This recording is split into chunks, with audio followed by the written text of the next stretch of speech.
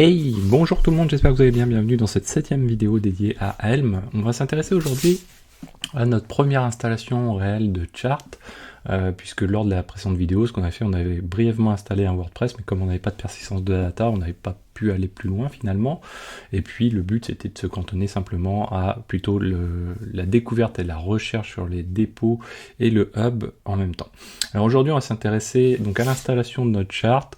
On va voir deux cas de figure d'installation, à savoir qu'il y a 3 modes possibles d'installation. La première qui est plutôt globalement à éviter à peu près à tout prix, c'est via la CLI. On va le faire, vous allez voir que c'est pas du tout agréable, et en plus on a un mode descriptif qui n'existe pas trop, donc du coup c'est vraiment moins intéressant. Après, éventuellement, dans certaines CI/CD, ça peut s'intégrer éventuellement, mais c'est quand même, on met de côté pas mal de choses en utilisant la CLI, donc c'est vraiment à éviter un peu à tout prix. Ensuite, on a le fichier values.yml, là c'est beaucoup mieux, vous allez voir, on a un fichier descriptif et c'est assez sympathique.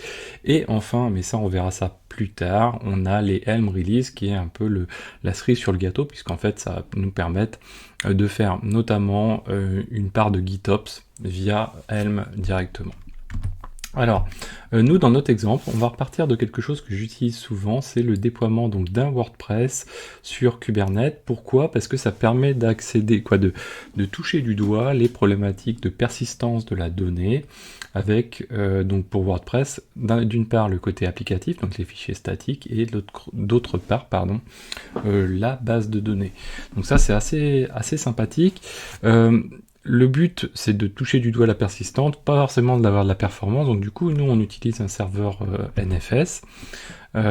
Et donc je vous ai remis tout ce qu'il faut pour pouvoir faire ça, pour faire des tests en local. Moi, j'utilise, donc on va repartir sur la chaîne ici. Hop. Toc, voilà. Donc moi, j'utilise sur la chaîne ici, vous retrouverez, hop, je le retrouve. Situé par là, voilà, j'utilise cette playlist là, le script qu'on élabore dans cette playlist là, que vous pouvez récupérer, qui est Vagrant Tutorial Kubespray, et en gros ça vous permet d'avoir un cluster up vraiment sans difficulté, avec du NFS, éventuellement avec un WordPress, etc. Mais grosso modo, voilà ce qui se passe. Sur ma machine de déploiement qui est là, j'ai installé un petit serveur NFS avec deux répertoires, donc qui sont ici. Hop, voilà. Donc j'ai 2 répertoires pour WordPress, la database et les fichiers statiques. Donc nous on va écrire dedans, et ils sont mis à disposition à Kubernetes, qui, pour pouvoir les avoir à disposition, nous on va passer par le mode vraiment le plus simple, mais pas forcément le plus pratique. C'est les PV directement connectés à notre NFS. On passe pas par une charte particulière ou des choses comme ça qui sont un petit peu plus sympathiques. Si vous voulez faire vraiment ça, il faut passer par d'autres éléments. Donc là, en gros, on va avoir ce cas de figure là, c'est-à-dire qu'on a notre serveur NFS, on va monter dessus nos persistent volume, nos persistent volume claim vont venir se greffer sur le persistent volume, et ensuite notre chart va pouvoir utiliser tout ça. Donc là je vous ai remis les éléments, moi c'est déjà installé, donc si je fais un key get pv et pvc, hein, donc key pour moi c'est comment kubectl bien sûr. Ici on retrouve nos persistent volume claim et nos persistent volume, donc ils sont montés, ceux-ci sont montés sur ceux qui sont au-dessus. J'en ai pour MySQL et pour WordPress, donc j'en ai 2. L'idéal, et le mieux, ce serait de fonctionner par les storage classes. Là je n'utilise pas les storage classes dans ce cas de figure là, mais c'est beaucoup mieux de les utiliser. Donc là, c'est vraiment juste pour la démo. Donc je vous ai remis le code pour pouvoir le faire, hein. Donc les PV, les 2 PV, ensuite les 2 PVC, qu'on retrouve ici. Et donc là, on va pouvoir s'intéresser donc à l'installation via la CLI, par exemple. Donc si je me mets ici, j'ai un fichier où vous allez voir, donc via la ligne de commande, donc à l'heure actuelle, donc je vais faire un cat d'abord de mon fichier que j'ai appelé install.cli, et vous allez voir que voilà, la ligne de commande, c'est pas non plus notre tasse de thé. On va recopier juste ça. Hop. Donc vous voyez déjà, pour preuve, hein, c'est que la ligne de commande est déjà très très longue, donc bien sûr que c'est à éviter. Donc si je fais un Helm list, à l'heure actuelle, je n'ai aucune charte qui est lancée. Si je fais un Helm list A, je n'en ai pas non plus dans l'historique, qui éventuellement ne sont pas fonctionnels. Donc là, on va repartir de la vidéo précédente, où on a déjà installé notre repo Bitnami avec WordPress, donc on peut installer un Bitnami WordPress. Ensuite, qu'est-ce qu'on va faire? On va utiliser, donc là on l'a vu lors de la vidéo présente, la commande helm install. On va préciser un nom, donc nous on va l'appeler, notre release, elle va s'appeler MyWP pour My WordPress. Donc on parle bien de release cette fois-ci. On verra plus tard, après on va pouvoir gérer les versions, etc. Et là après, on va utiliser donc les sets pour définir différents éléments de notre installation de WordPress. Donc ça correspond tout simplement, si je fais un helm show de readme, pardon, on va aller dans value, pardon, directement, voilà, de Bitnami WordPress, voilà. Hop, alors il va mettre quelques secondes. Voilà, et donc en fait ça correspond à ces variables-là. Donc dès qu'on va par exemple parler de persistent volume sur le MariaDB, eh bien on va aller retrouver ici MariaDB, pardon, primary.persistent-volume, et nous ça va être un persistent-volume claim. Alors il n'est pas mentionné mais il existe, mais si on veut utiliser la storage class par exemple, on va la préciser grâce à cette variable là, donc MariaDB primary persistent storage class, c'est du YAML, hein, donc c'est pour ça qu'on retrouve le point pour distinguer la profondeur. Donc nous, ce qu'on va faire, on va donc préciser d'une part que l'on veut un service de type NodePort. Ensuite, on veut activer l'ingress. Donc j'ai un ingress qui fonctionne sur mon cluster cube, un ingress de type Nginx. Ensuite, je veux que mon WordPress, son hostname soit wordpress.cube. Donc en gros, ça va me permettre d'avoir l'ingress qui va se reporter sur wordpress.cube. Ensuite, je vais avoir le mot de passe de mon WordPress et le password, le username et le password de mon WordPress, donc admin password. Après, j'ai mon MariaDB, donc le mot de passe que j'attribue, le mot de passe root de mon MariaDB, secret password. Après, j'ai mon MariaDB, primary persistent existing claim, et c'est là où je vais déclarer mes persistent volume claim. Donc là, j'ai un WordPress-MySQL, j'ai exactement la même chose pour le WordPress ici, et j'ai donc un deuxième PVC qui est WordPress. Donc si je reviens ici, si je fais un get PVPVC, vous voyez que j'ai bien mes deux noms qui sont là, donc j'ai mon WordPress MySQL et WordPress. Ensuite, j'ai hello empty password à false, et bien sûr à la fin, j'oublie pas de préciser, et pas dans le set, mais à la fin en dehors du set, le Bitnami WordPress, donc qui est la charte que je vais utiliser. Donc je clique, hop là. Ouais, je n'ai pas précisé le nom. Donc on veut My WordPress qui s'installe. Donc là, l'installation se fait. Donc si je fais un Helm list, j'ai quoi? Ça y est, j'ai désormais une installation qui est faite sur la charte par défaut, qui est celle qui est... donc on est la version 1, puisqu'en fait c'est la première fois qu'on déploie cette charte. L'applicatif WordPress est la 5.7.0 pour la charte qui est la 10.10.2. Vous voyez, hein. Donc ce qui est important, c'est bien comprendre, et ça je vous l'ai déjà expliqué plusieurs fois, c'est que la charte englobe plusieurs applicatifs, et on a une version pour chaque applicatif. Là en l'occurrence, le WordPress, ça va permettre d'avoir le 5.7.0. On verra ensuite les changements de version, ces choses-là. Donc désormais, si je fais un kgetPod, donc si je récupère les pods, vous voyez que j'ai des pods qui tournent, j'ai effectivement mon MariaDB qui tourne, et là ce qui s'est passé, c'est qu'en fait j'ai d'une part un stateful set, donc kubectl get stateful set, donc pour mon MariaDB, puisque c'est une base de données, je suis en stateful set, et je le déploiement à côté, qui est le WordPress. Et vous voyez que finalement, j'ai pas eu à rédiger tous les manifestes qu'il faudrait pour ça, parce qu'il y aurait beaucoup de manifestes, il y a les deux services, le stateful set, le deployment, l'ingress en plus, etc., etc. Donc là, j'ai pas eu à le faire, donc ce qui est quand même assez sympathique. Donc là, le WordPress est en train de se lancer. Hop. Voilà, donc là il est running. Je peux même aller le tester du coup. Et comme j'ai redirigé mon load balancer qui est en frontal devant mon Kubernetes vers l'ingress controller et que j'ai rajouté wordpress.kube à mon ETC host, j'ai mon WordPress qui fonctionne. Ok. Donc là, vous voyez, c'est pas mal. Si on veut désinstaller, on peut désinstaller. Hop. Donc on va faire un helm uninstall et de my WordPress. Donc là, il va faire la désinstallation de tout ça.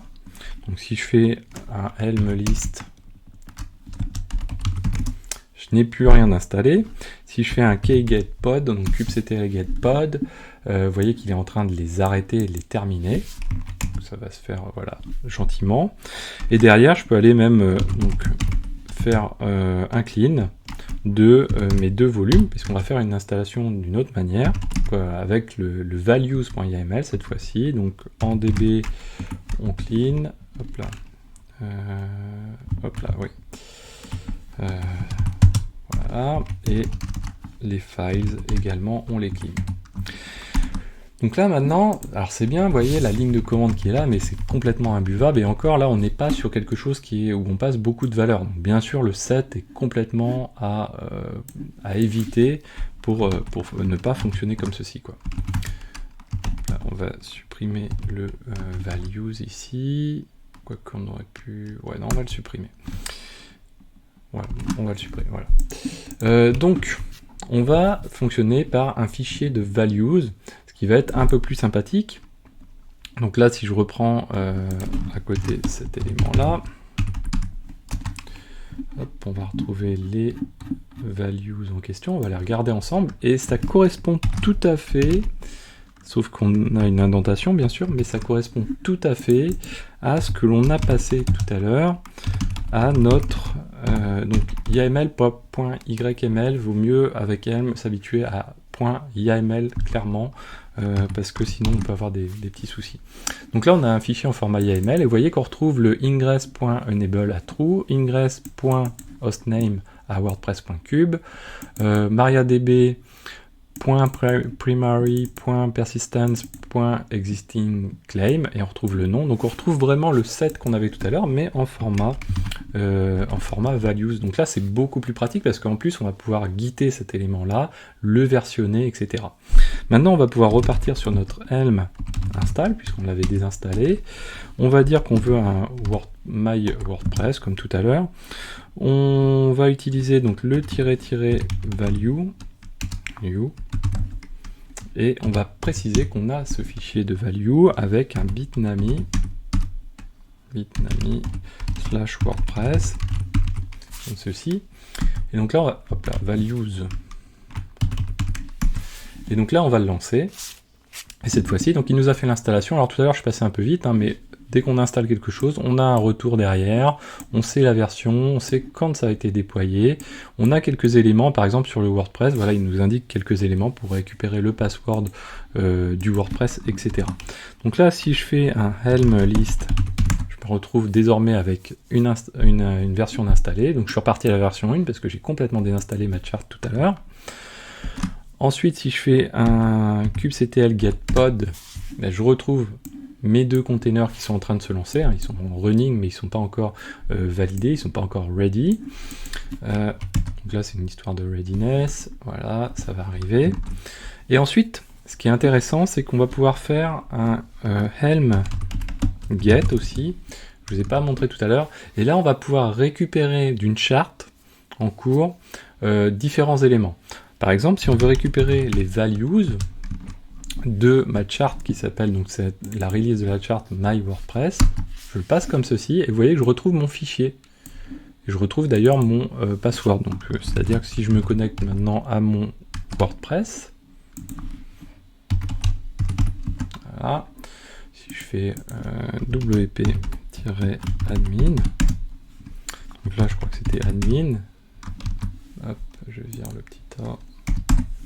Voilà, donc là j'arrive dans mon WordPress, un WordPress classique. Et les données sont persistées.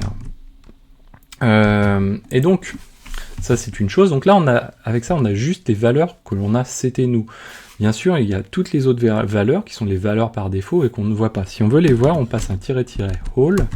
Et là, vous voyez qu'on a tous les autres éléments. Par exemple, on pourrait configurer le blog name. Par défaut, le blog name, il est à user blog, qui est là. Hein. Donc si on va sur le site, user blog ici, bah, le nom du blog, on pourrait le définir directement, voire même faire les choses à la volée avec un script ou autre.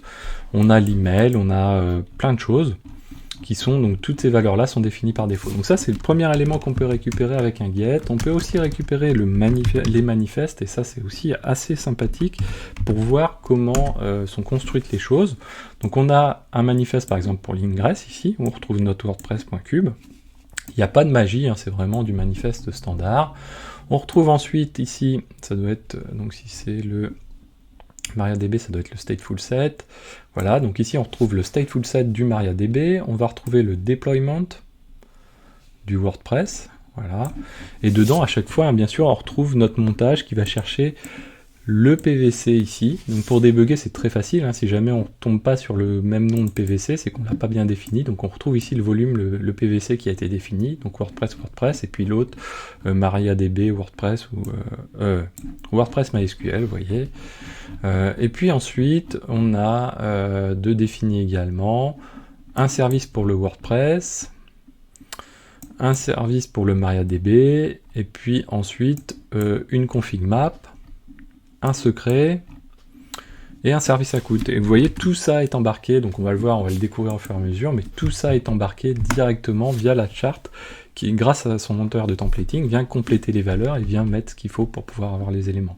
Donc là, voilà, on a récupéré le manifeste également, et on peut récupérer donc également l'ensemble, le all. Les hooks, c'est un petit peu particulier. On peut récupérer les notes aussi, ici de MyWordPress. Donc là, c'est ce qui a été sorti tout à l'heure, hein, à la fin. Les notes, c'est ce qui a été ajouté une fois qu'on a fait l'installation. L'output nous retourne les notes en partie. Et puis éventuellement, on a le all et les hooks, c'est autre chose.